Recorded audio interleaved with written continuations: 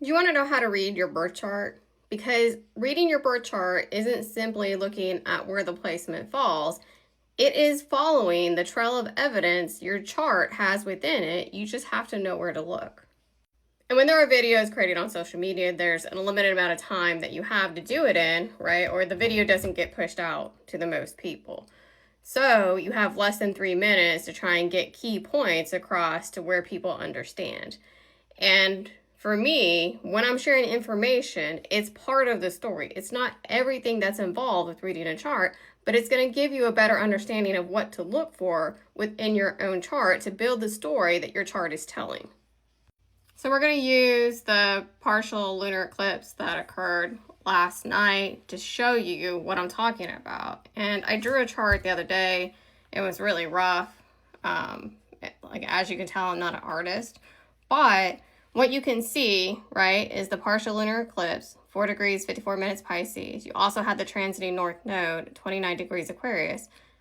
They're both conjunct by 0 degree MC, right? So the moon's activating like the 10th house. You have the north node activating the 9th house. They're both hitting the MC. So when you're telling the story, you're also paying attention to what sign in your chart is being activated. It's Pisces. So you have a traditional and modern ruler of Pisces. So you go and look, there's Neptune and Jupiter, both are in the 6th house. So what is that story saying? For the sun in opposition, right, because it's a partial lunar eclipse, 4 degrees, 54 minutes Virgo. You also have the south node, 29 degrees Leo. You can see it's activating the Virgo IC at 0 degrees.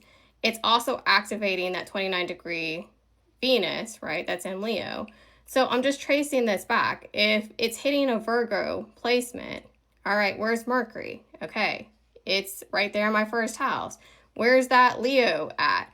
It is in my first house. That's the sun.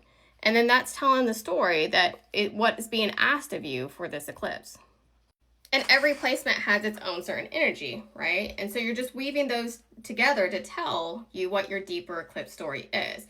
So for me, that deeper eclipse story is I'm being asked to bring my spiritual and astrological knowledge out of the 9th house realm of study, belief, and personal understanding and allow it to become part of my 10th house public contribution.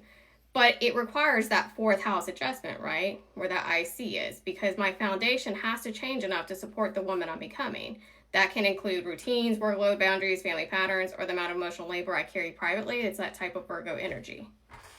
And this isn't a perfect delineation chart, but it just shows you how we follow the energy to tell the story.